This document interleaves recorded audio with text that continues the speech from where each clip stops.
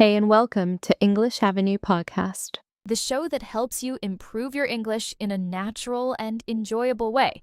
I'm Sarah. And I'm Mike. Hi, Sarah. Hi, everyone listening. Hey, Mike, how's your day going? It's been really productive, actually.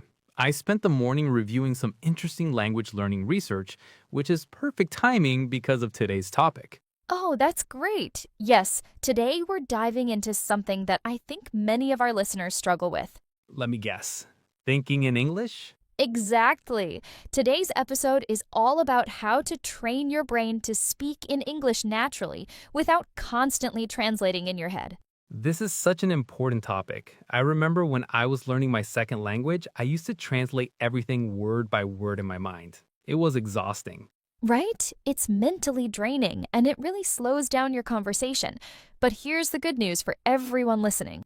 It doesn't have to be that way. Exactly. There are practical strategies you can use to retrain your brain. Before we jump in, though, we should mention something to our listeners. Yes, if you're enjoying this podcast and finding it helpful, please take a moment to like this episode and subscribe to our channel. Subscribing really helps us reach more English learners like you, and it means we can create more content to support your learning journey. Also, if you know someone who's learning English, share this episode with them. Learning is always better when you can discuss it with friends. Absolutely. Okay, Sarah, I'm ready. Let's talk about training our brains. Perfect. So, Mike, let me ask you this. When you were translating everything in your head, what was the biggest problem you noticed? The biggest problem. I'd say it was the delay. Someone would ask me a question, and there would be this awkward pause while I was processing. Right, because your brain was doing double work. Exactly. First, I had to understand the English, then translate it to my native language, then think of my response in my native language, and then translate it back to English. That's 4 steps when it should just be 2. Understand and respond. It's no wonder conversations felt so challenging. And you know what's interesting? Many intermediate learners, even at B1 level, still do this sometimes without realizing it. Really? Even when they already know a lot of English? Yes, because it's a habit. Their brain has been trained to use that translation pathway, so it automatically goes there, especially when they're nervous or tired. So we need to create a new pathway in the brain. Exactly. We need to build what neuroscientists call neural pathways directly in English. Neural pathways. That sounds very scientific. It does, but the concept is actually simple. Think of it like this. Imagine your brain is a forest, and you need to get from point A to point B. Okay, I'm imagining it. At first, there's no clear path, so you have to push through the bushes and branches. It's slow and difficult. That's like when you're first learning English and everything feels hard. Right, but if you walk the same route every day, eventually you create a clear path through the forest. The grass gets worn down, the path becomes obvious, and soon you can walk it easily without thinking. Exactly. That's what happens in your brain with language. The more you think directly in English, the stronger that pathway becomes. Until eventually it becomes automatic. Precisely. So today, we're going to give you practical strategies to build those English pathways in your brain. I'm excited about this. Where should we start? Let's start with what I call mental substitution. Mental substitution? Tell me more.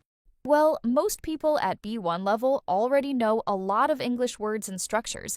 The problem isn't knowledge, it's activation. Activation. Yes, the words are stored in your brain, but they're not active. They're like books on a shelf that you never take down and read. So we need to take those books off the shelf more often. Exactly. And here's how you do it. Throughout your day, whenever you think something in your native language, pause for a moment and ask yourself, how would I say this in English? So basically catching my thoughts and translating them. Not exactly translating, more like expressing them.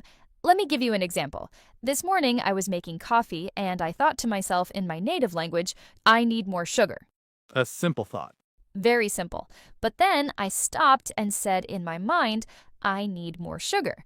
But then I pushed myself further. How else could I express this? Oh, I see what you mean. You could say, this coffee isn't sweet enough. Or I'd like to add some more sugar, or this needs to be sweeter. So you're not just translating one sentence, you're exploring different ways to express the same idea. Exactly, and this is crucial because it gets your brain thinking flexibly in English. Rather than thinking there's only one correct translation. Right, language isn't about finding the perfect word for word translation, it's about expressing meaning. This is really helpful. So throughout the day, I should be catching my thoughts and rephrasing them in English. Yes, but here's the important part. Don't just do it once. Try to come up with 2 or 3 different ways to say the same thing. That makes the neural pathways even stronger. Exactly. And it also prepares you for real conversations, because in real life, you often need to rephrase something if the other person doesn't understand. That's a great point. I've definitely been in situations where I said something and the person looked confused and I had no idea how to say it differently. Because you only had one pathway to that idea. But if you practice creating multiple pathways, Then I have options. I can rephrase easily. exactly. Let me give everyone listening a practical exercise for this week. Yes, homework time. Okay, choose 3 daily activities, maybe making breakfast, commuting to work, and getting ready for bed. Okay, 3 routine activities. During each of these activities, narrate what you're doing in your head in English, but challenge yourself to say each action in at least 2 different ways. Can you give us an example? Sure, let's say you're brushing your teeth. You could think, I'm brushing my teeth, and then also, I'm cleaning my teeth, or I'm using my toothbrush. So even simple actions get this double or triple expression. Yes, and after a week of this, you'll notice that English starts to flow more naturally because your brain has more routes to access the language. I love this. Okay, so that's our first major strategy, mental substitution with multiple expressions. Right. Now let's talk about something that I think is often overlooked, the power of inner monologue. Inner monologue. You mean like talking to yourself? Exactly. And I know some people feel weird about this, but it's actually one of the most powerful tools for language learning. I have to admit, I do this sometimes. When I'm walking alone, sometimes I have entire conversations in my head. And do you do it in English or your native language? Usually my native language, but I guess I should be doing it in English. Well, here's the thing. You don't have to do it all in English right away. That can be overwhelming. So, what do you suggest? Start by having a bilingual inner monologue. Think of a sentence in your native language, then repeat it in English. So, I'm still translating? At first, yes, but here's the key. You're doing it in a low-pressure environment. There's no one waiting for your answer, no one judging your grammar. So, it's a safe space to practice. Exactly. And over time, you'll notice something interesting happening. What's that? The English will start coming first sometimes.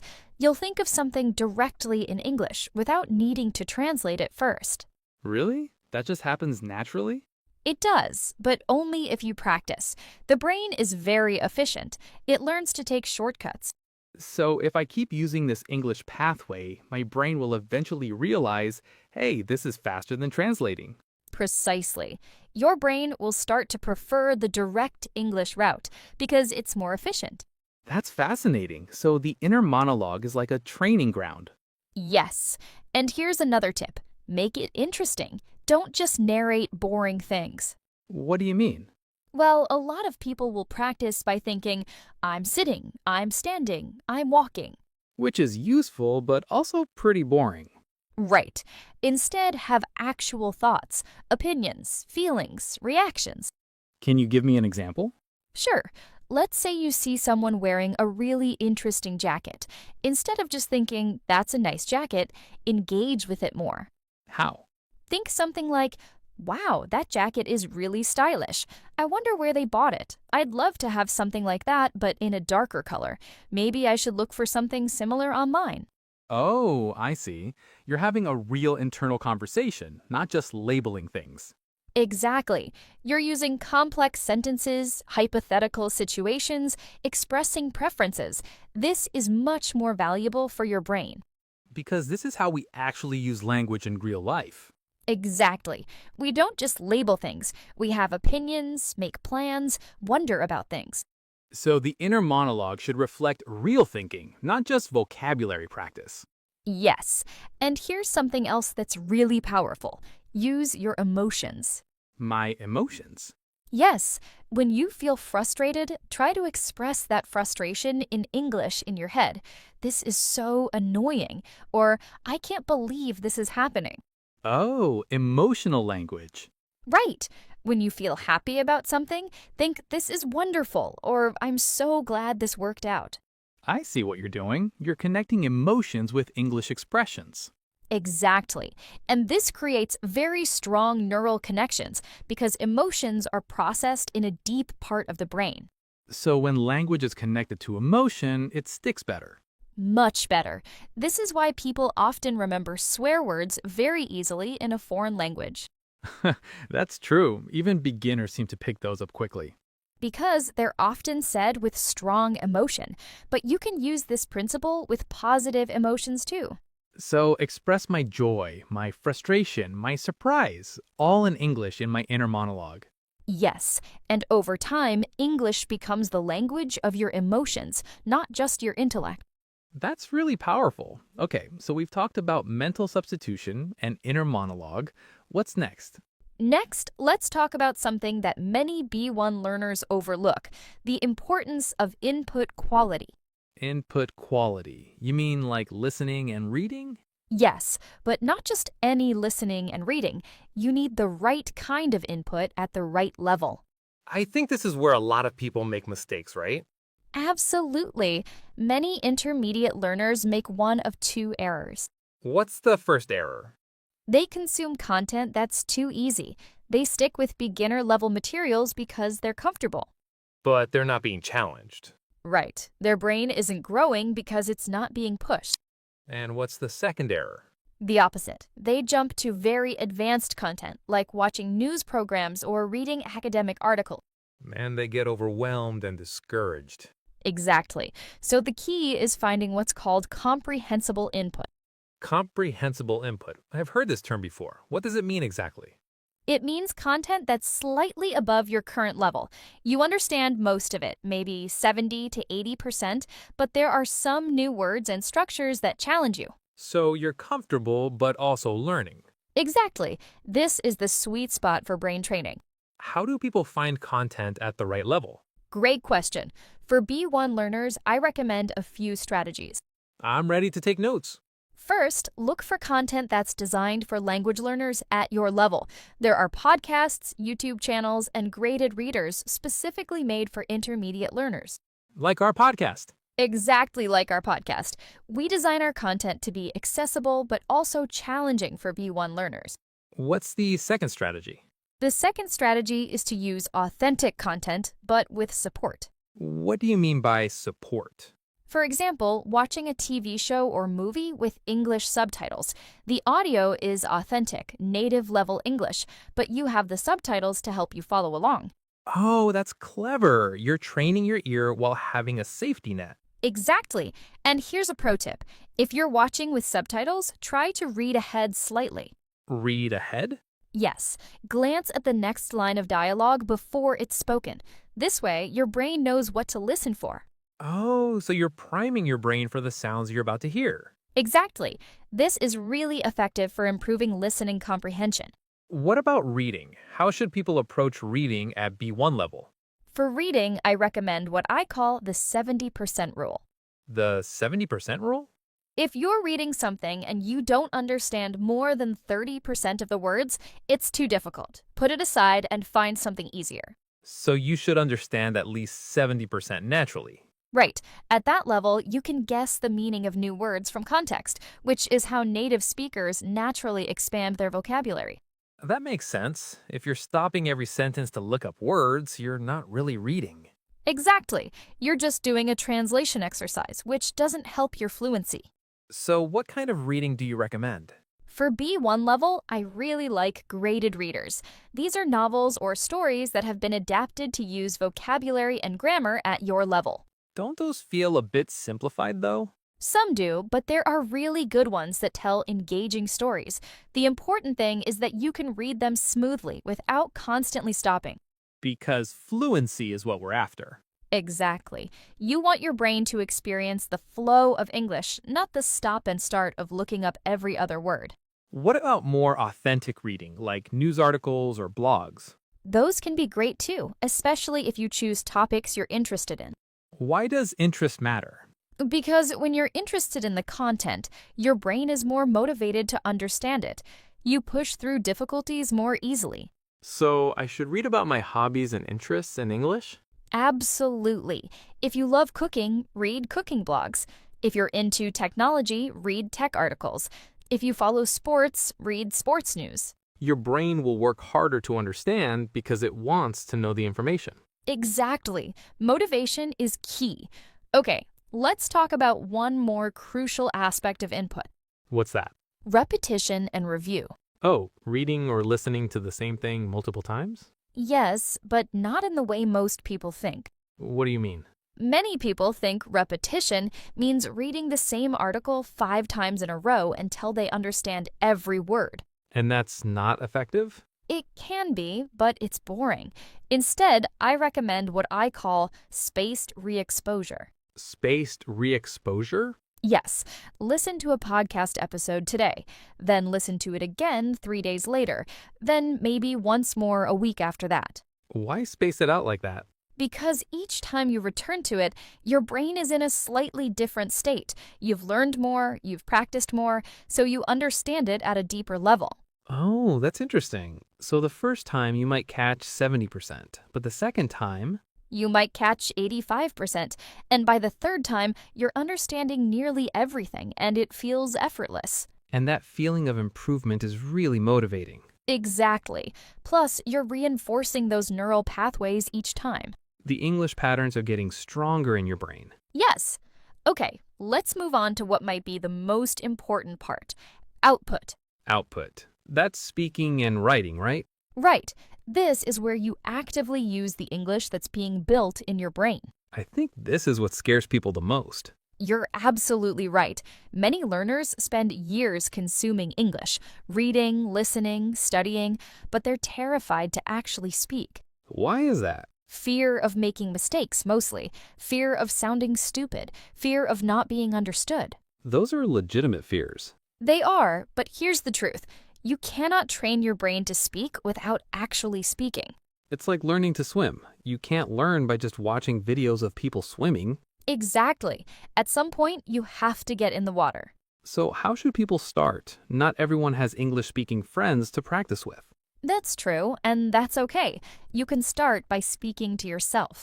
We mentioned this earlier with inner monologue, but you mean actually speaking out loud. Yes, but let's go deeper. There are different ways to practice speaking alone, and some are more effective than others. Tell me about the most effective methods. One of my favorites is what I call shadowing. Shadowing? Yes, you listen to a native speaker, maybe a podcast or a video, and you repeat what they say, trying to match their rhythm, intonation, and pronunciation. So you're mimicking them in real time. Exactly. There are different levels of shadowing. At the basic level, you pause after each sentence and repeat it. That seems manageable. At a more advanced level, you try to speak along with them in real time, like an echo. That sounds challenging. It is, but it's incredibly effective because you're training your mouth muscles, your rhythm, and your fluency all at once. And you're using authentic native speech as your model. Exactly. Your brain starts to internalize the natural rhythm and flow of English. What other solo practice techniques do you recommend? Another powerful one is recording yourself. Oh, I don't like the sound of my own voice. Most people don't, but this is really valuable. Here's why. When you speak without recording, you don't really know what you sound like. True, I might think I'm being clear, but I'm not sure. Right, but when you record yourself and play it back, you can hear your mistakes. You become your own teacher. Exactly. You might notice that you're speaking too fast, or that you're dropping the endings of words, or that your intonation sounds flat. And then you can work on fixing those things. Yes, here's a specific exercise. Choose a topic, speak about it for 2 minutes while recording, then listen back and note 3 things you want to improve. Just 3 things? Yes, if you try to fix everything at once, you'll get overwhelmed. Pick 3 specific things. Then record yourself again. Yes, speak about the same topic again, focusing on improving those three things. And you can compare the two recordings. Exactly. You'll be amazed at how much you can improve in just one session. That's encouraging. What about practicing with other people? That's the ultimate goal, of course, but I know not everyone has easy access to conversation partners. Right. What if you live in a place where English isn't commonly spoken? These days, there are lots of online options: language exchange apps, online tutoring platforms, conversation clubs. And what should people focus on during these conversations? Here's something important that many people get wrong.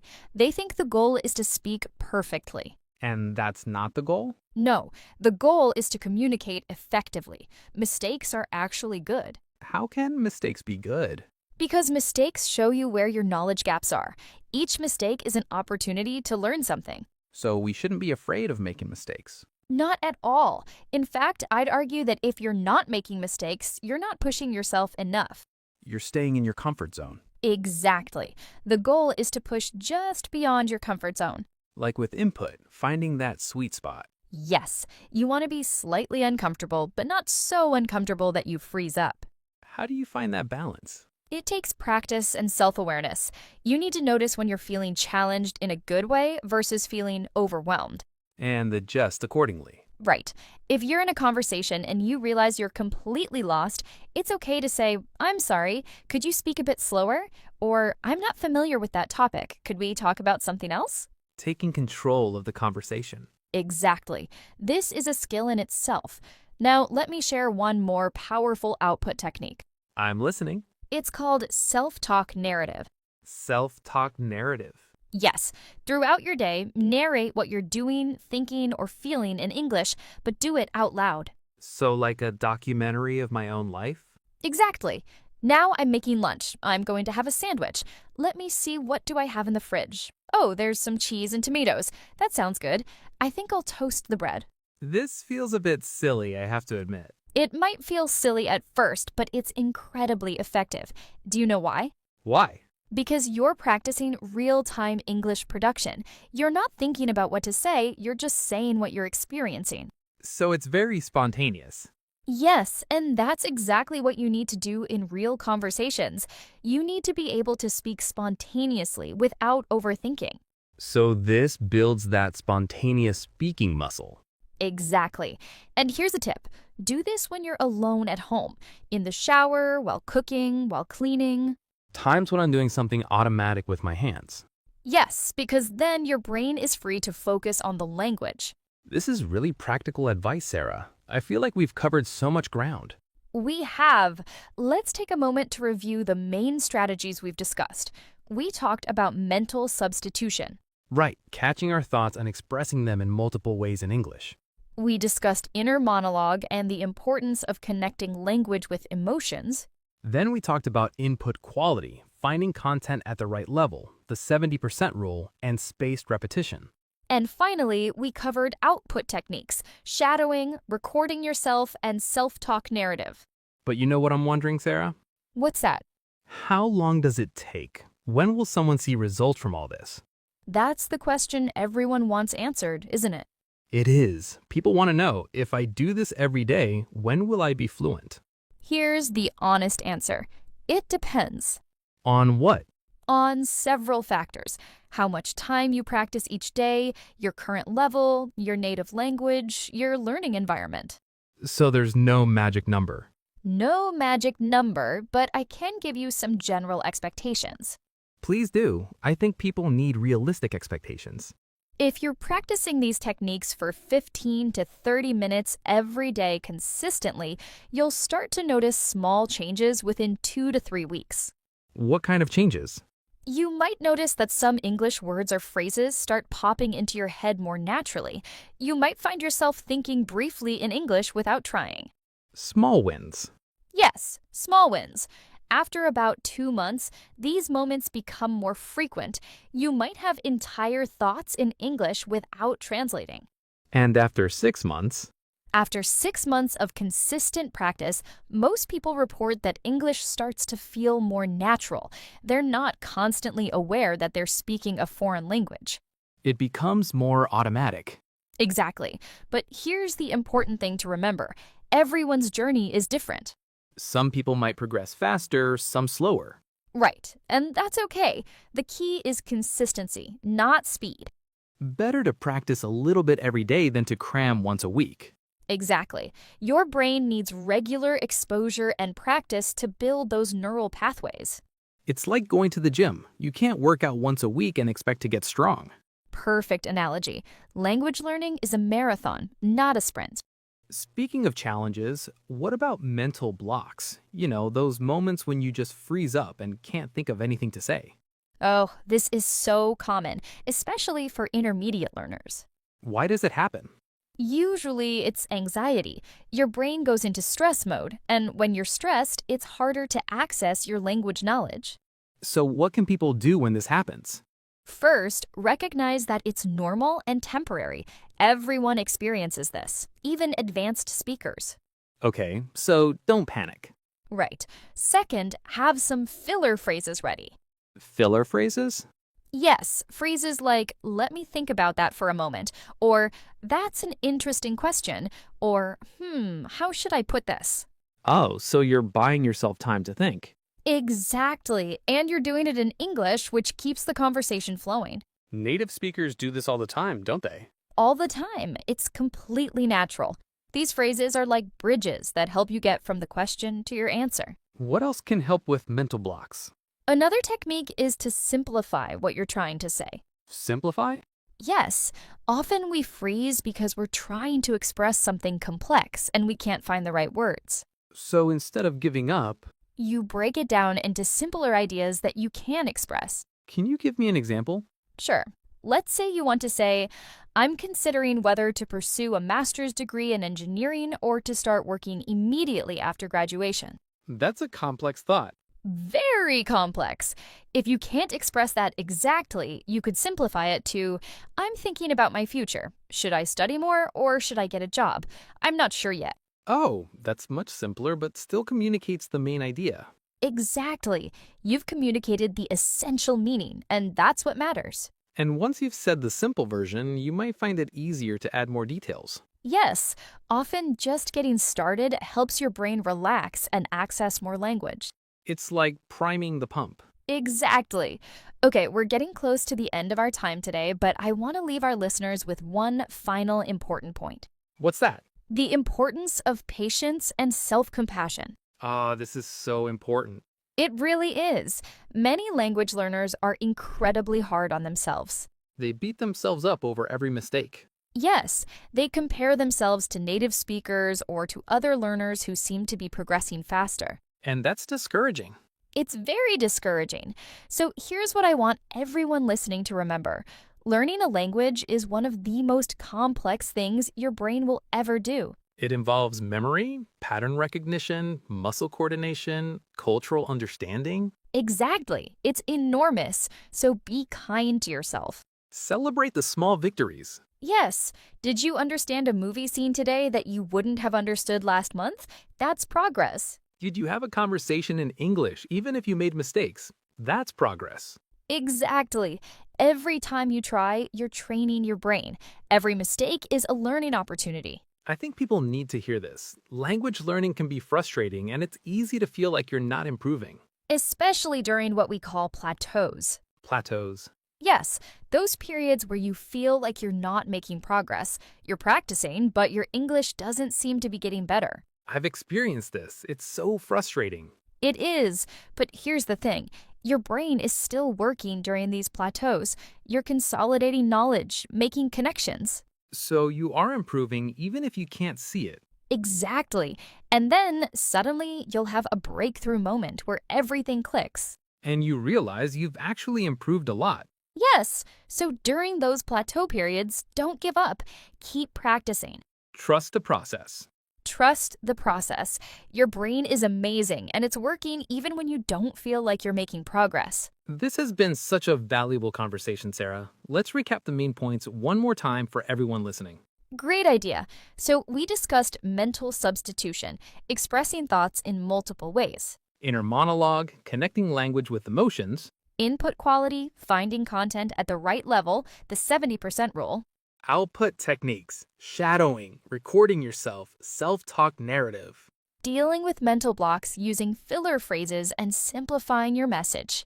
And finally, patience and self-compassion. Yes, remember everyone, training your brain to speak English is a journey. Enjoy the process. Before we wrap up, we want to ask our listeners to do something. Yes, if you found this episode helpful, please subscribe to our channel. Subscribing helps us create more content like this for you. And share this episode with anyone who's learning English. Learning is better when we support each other. Also, we'd love to hear from you. Leave a comment below and tell us, what's your biggest challenge when speaking English? Yes, we read all the comments, and your questions help us create future episodes. Thank you so much for listening, everyone. Keep practicing, be patient with yourself, and remember, you're doing great. See you in the next episode. Bye, everyone.